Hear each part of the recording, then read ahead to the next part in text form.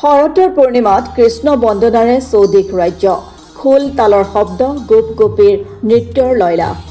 দৈৱকীৰ কৰুণ বিননী কংসৰ গৰ্জন উদুলি মুদুলি ৰাজ্যৰ চৌপাশ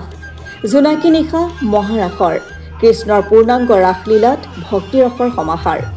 ৰাস উপভোগ কৰি প্ৰশান্তি বুটলিছে ভক্তপ্ৰাণ ৰাইজে নিশা গোকুল বৃন্দাবনলৈ পৰ্যবেক্ষিত হ'ল আগটাই হাতীগড় ৰাস মহোৎসৱ ৰাজ্যৰ বিভিন্ন প্ৰান্তৰ লগতে আগটাই হাতীগড় সাৰ্বজনীন কৃষ্টি বিকাশ কেন্দ্ৰৰ সৌজন্যত আগটাই হাতীগড় আগটাই নাহৰণী পশ্চিম হাতীগড় মাজ হাতীগড় আগটাই বালিজান আৰু বাম আগটাই ৰাইজৰ সহযোগত দশম বাৰ্ষিক শ্ৰী শ্ৰী কৃষ্ণ ৰাস মহোৎসৱ আগটাই হাতীগড় ৰাস মঞ্চত অনুষ্ঠিত হয় প্ৰথম নিশা স্থানীয় শিল্পীৰ অভিনয় আপ্লুত কৰিলে শ শ দৰ্শকক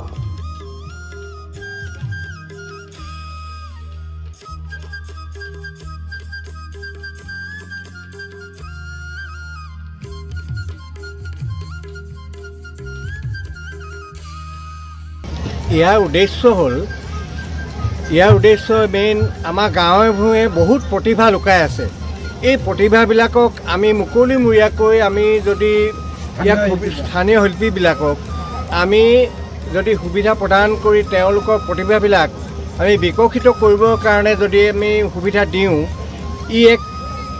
আমাৰ কাৰণে সমাজখনৰ কাৰণে দেশখনৰ কাৰণে ভৱিষ্যতৰ প্ৰজন্মৰ কাৰণে ই এক মানে গৌৰৱৰ বা এক প্ৰতিভা বিকাশৰ এটা সুবিধা দিয়া পৰিলক্ষিত হ'ব বুলি আমি আশা ৰাখিছোঁ এনেকুৱা গাঁৱলীয়া এটা সমাজত এই কণ কণ যিসকল শিশু আছে বহুত প্ৰতিভা তেওঁলোকৰ মাজত সুপ্ত অৱস্থাত আছে এই সুপ্ত প্ৰতিভাবিলাক আমি উলিয়াই নিবৰ কাৰণে তেখেতলোকৰ মাজৰ পৰা আমি প্ৰতিভাবিলাক বিকশিত কৰিবৰ কাৰণে যি প্ৰয়াস এই প্ৰয়াসটো আমাৰ উঠি অহা বৰ্তমানৰ প্ৰজন্মই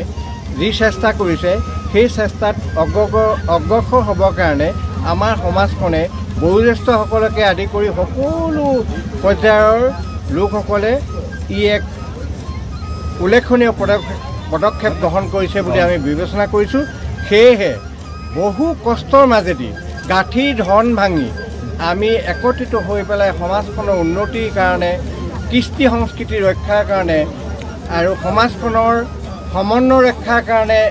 এক পদক্ষেপ বুলি বিবেচনা কৰি আমি এই পদক্ষেপ গ্ৰহণ কৰিছোঁ আমি পশ্চিম হাতীগড় আৰু আটকাই হাতীগড় আটকাই নাহৰণী আটকাই বালিজান আৰু বাম আটকাই ছখনকৈ গাঁও একেলগ হৈ আমি আজি দশম বাৰ্ষিক শ্ৰী শ্ৰীকৃষ্ণ ৰাস মহোৎসৱ বা আমাৰ এই হাতীগড় অঞ্চলৰ ৰাইজৰ ইয়াত আমি একত্ৰিত হৈ আমি উদযাপন কৰিছোঁ আমি 1999 চনৰ পৰা এই অনুষ্ঠানভাগ আমাৰ 4টা বছৰ কণ্টিনিউ কৰিলে আৰু এইটো বৰ্ষত আমি আহি 12 বছৰৰ পিছত দশম বাৰ্ষিক হিচাপে আমি উদযাপন কৰিছোঁ আপুনি অকণমান আগত যিটো কথা কৈ গ'ল একচুৱেলি আমাৰ হৈছে কথাটো এনেকুৱা ধৰণৰ আমি কোনো নাট্যগোষ্ঠীৰ জন্ম দিব আমি বিচৰা নাই আমি আমাৰ কণ কণ মাইনা মাইনীসকলক লগত লৈ আমি কেনেদৰে তেওঁলোকৰ প্ৰতিভা বিকাশ কৰি পেলানি আমি কেনেকৈ একজন শিল্পী আমি গঠন কৰিব পাৰোঁ সেই গোটেই উদ্দেশ্যখিনি লৈ পেলানি আমাৰ যুৱ প্ৰজন্মসকল ওলাই আহিছে আমাৰ বয়োজ্যেষ্ঠসকল ককাসকল উপদেষ্টা মন্ত্ৰীসকল সকলো ওলাই আহিছে এই বৃহত্তৰ স্বাৰ্থত আমি একত্ৰিত হৈ এই অনুষ্ঠানবিলাক উদযাপন কৰি আহিছোঁ দুদিনীয়া কাৰ্যসূচী আজি তাৰে প্ৰথম নিশা আৰু কাইলৈ আমাৰ কাৰ্যসূচী আছে ৰাইজৰ সহায় কি ধৰণে পাইছে পূৰ্ণাংগ সঁহাৰি আপুনি চাব পাৰে এটা স্বতঃস্ফূৰ্তভাৱে ৰাইজ কিমান ওলাই আহিছে 1500-2000 মানুহ ওলাই আহিছে ইয়ালৈ আপুনি যথেষ্ট ভাবিব নোৱাৰা এটা পৰিৱেশ সৃষ্টি হৈছে